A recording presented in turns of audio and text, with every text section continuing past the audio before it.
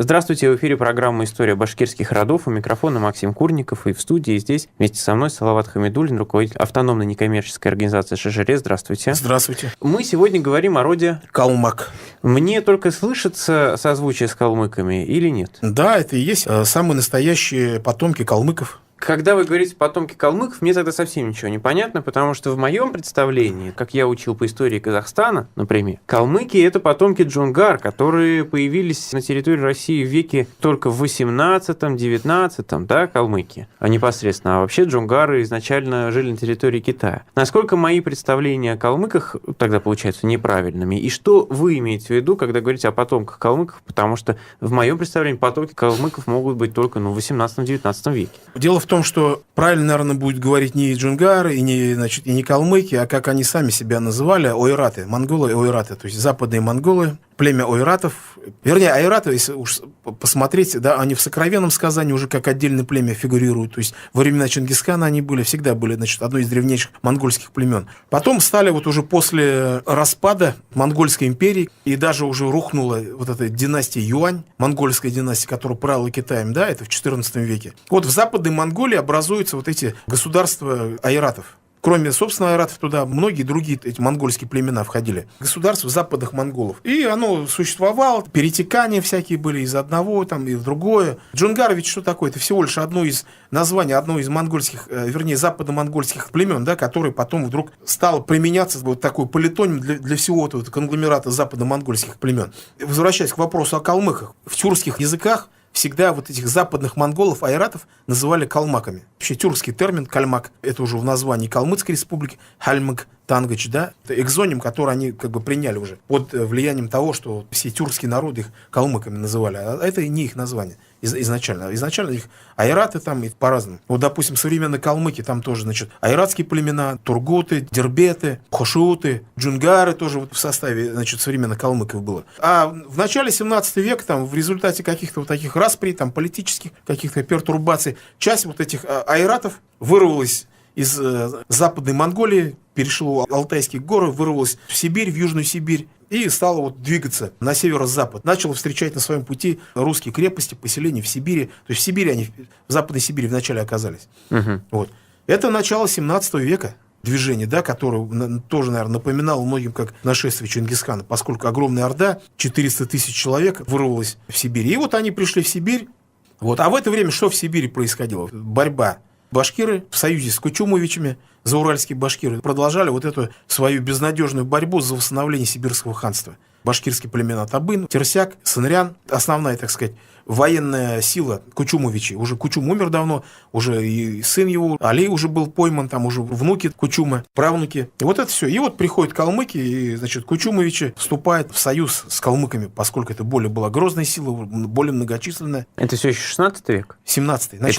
Начало 17 века. И до середины все это происходит. А башкиры сразу уже, когда, калмыки пришли, и Кучумовичи уже перенесли своих политических, симпатий, предпочтений с башкиры на калмыков, башкиры сразу отошли, поскольку калмыки пришли сюда и сказали, мы разгромили нагайцев, они к тому времени уже нагайцев снесли, вы платили дань нагайцам, теперь платите нам. Башкирская, нет, мы не будем платить. И, началась эта долгая, наверное, столетняя эта башкиро-калмыцкая эта война. Ничего себе. То есть для меня, честно говоря, это новая информация. Я не знал, что калмыки, они разве претендовали на что-то, что севернее Урала? Потому что, насколько я помню, опять же, по истории той, которую мы учили в казахской школе, джунгары, часть, по крайней мере, джунгар, да, которых мы называем калмыками, они в начале 17 века переселились на территорию между Волгой и Уралом и между Волгой и Тереком. Какие-то эти территории.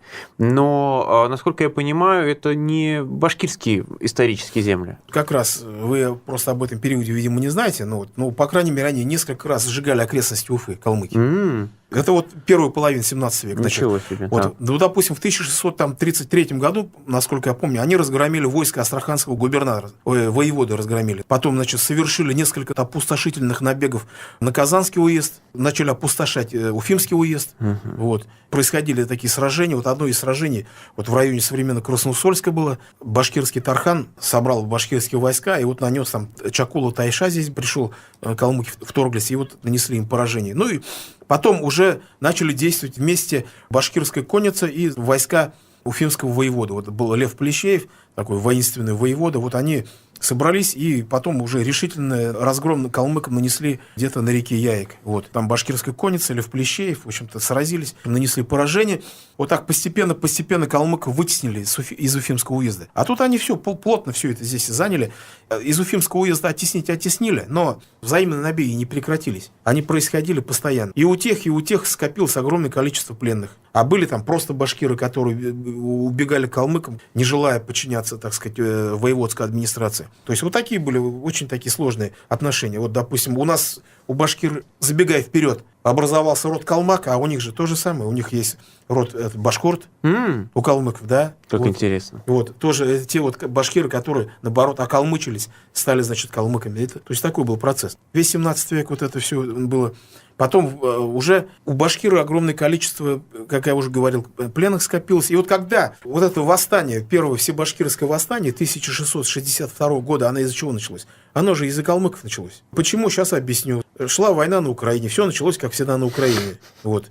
В 1649 году Переяславская рада принимает русское подданство, Богдан Хмельницкий, да. Значит, навеки с Россией и так далее. Потом казакам что-то это не понравилось. Это, значит, власть московская.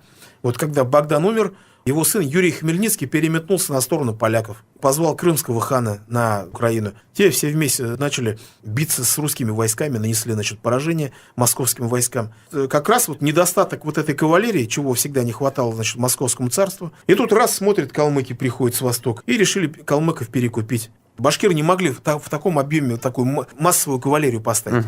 Привлечь же этих... И они решили привлечь на свою сторону калмыков. Для чего? Для того, чтобы отразить крымско-татарскую, то есть аналогичную. Подобное лечится подобным. Так ведь? Такую же конницу степную кто отобьет? Дворянское ополчение не отобьет, никак не отобьет. Нужны были калмыки. И вот заключили договор, что, значит, калмыки поставляют энное количество войск против крымских татар, а калмыки тоже условия ставят. А если так, тогда, значит, скажите, чтобы башкиры на нас не нападали. Условия.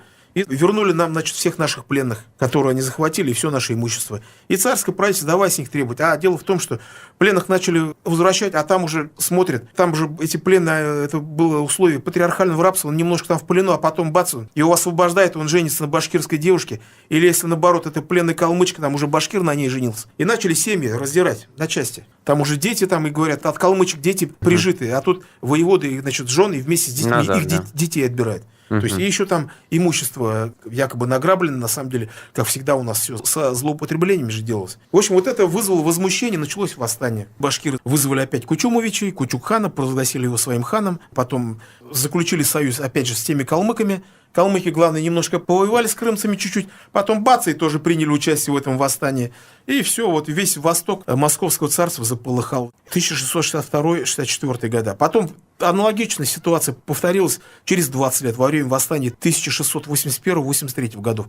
Там был Дайчин Тайша, предводитель калмыков в 60-х годах. Здесь его, значит, и сын уже Манчак Тайша. А уже в начале 18 века пришел сын Манчака, Аюка. Тот вообще взял курс на создание калмыцкого великодержавия. Стал, как сейчас говорят, вот эту властную вертикаль. Все-таки калмыки, они более или менее более свободные. Не было жесткой подчиненности. А тут он начал по образу и подобию московского царства все дело выстраивать. Многим калмыкам не понравилось. И вот один из сыновей, подчиненный своим улусам, решил вернуться на родину предков и бежал в Монголию с Волги. Ушел туда, но там его тоже эти джунгары, там уже джунгары уже назывались. Джунгары, значит, у него улуса отобрали, его ограбили, значит, без ничего оставили. Тогда он собрал... Тяжелые средневековые времена. Там, несмотря на время, казалось бы, уже новое, но... Да. Но у него осталось 200 семей. И вот когда он шел куда-то, напали башкиры, и его, значит, вот эти 200 семей захватили. Это было в 1704 году. Уже начало 18 века. Да, вот отобрали вот эти, захватили у этого сына Аюки,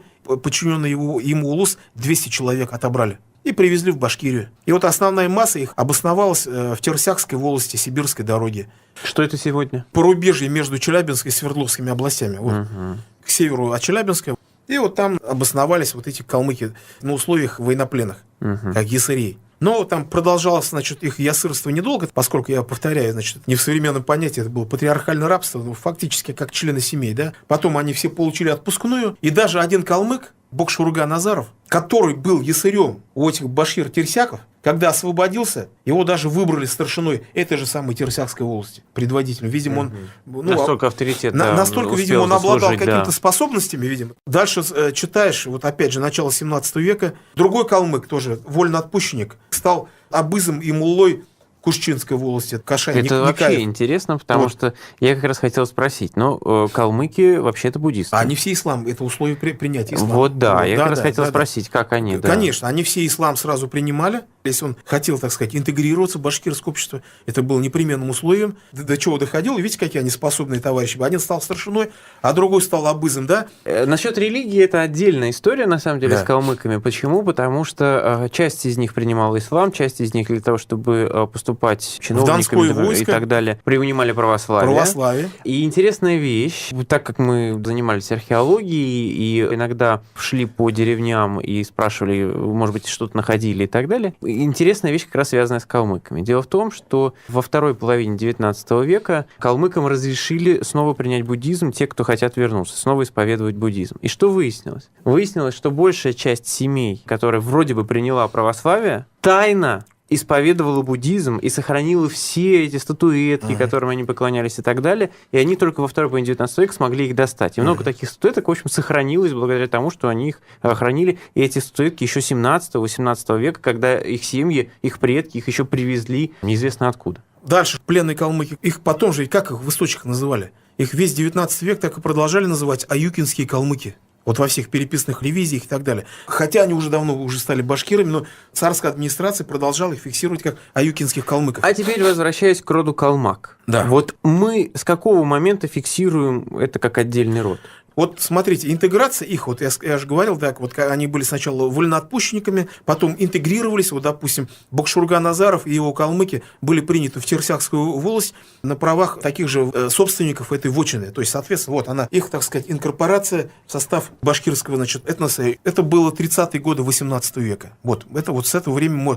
Но, как они образовали отдельный род? Ведь они же были разбросаны. Вот тоже интересный момент. Потом, когда вот отгремело восстание 1735-40-х годов, башкирское восстание. Вот, кстати, Бошурга-Назаров, он как один из предводителей был, значит, пленен и по приказу Татищева, значит, обезглавлен, жестокой смертью казнен вместе с другими предводителями, вот этот калмык. Но остались калмыцкие группы раскиданные. У них там другой стал первым лицом Буран Егоряков или Егораков. Когда отгремело это восстание, в 40-х годах 18 века они попросили, поскольку здесь началось мощное заводское строительство и туда-сюда крепости, возникла Исетская провинция, будущей Челябинской области, это стало результатом подавления вот этого восстания башкирского. Оно было подавлено, решили, значит, основывать Исетскую провинцию, Оренбургское войско, которому отдали, значит, все земли вот по реке Яйку. Вот, и все, вот, башкиры многих земель лишились, в итоге стало малоземелье. И вот эти калмыки вместе с сартами, которые тоже, кстати, там обитали в Изаурале, попросили дать, как они говорят, пустопорожнюю землю Табынской волости. Им отрезали землю у башкир Табынской волости, это вот территория современной Курганской области. Им дали, туда поселили. И вот образовались две волости, Сартская волость и Калмацкая волость. И вот мы можем говорить, что с середины 18 века вот образуется, это вот как раз одно из последних, так сказать, вкраплений в родовую структуру башкирского народа. После этого уже не было таких. Вот середины 18 века образовалась Калмацкая или Калмыцкая волость, башкирцы Калмыцкой волости. Вот такая интересная история. И причем там туда вошло, кроме вот этих, собственно, плененного улуса сына, значит, Аюки хана, туда еще вошло много калмыков, которые бежали из казахского плена. Сотни пленных калмыков. Которые как раз, наверное, с более позднего похода Джунгара остались. Может быть, это уже, да, второе нашествие. Ведь айратских или монгольских, западно-монгольских нашествий, два нашествия, я вам говорил, в начале 17 века и через 100 лет в начале 18 века. Это два разных, и не нужно путать. Когда был в начале 17 века, эти айраты потом получили название калмыков. А Джунгар-то их практически не осталось. Они вот прошлись огнем и мечом, но и обратно, и ушли себе. Понятно. Ну что ж, спасибо большое. Я напомню, у нас в гостях был Салават Хамидуллин. Мы говорили о роде калмак, который проживает на территории Курганской области. У микрофонов были Максим Курников и руководитель автономной некоммерческой организации «Шажире» Салават Хамидуллин. До свидания. До свидания.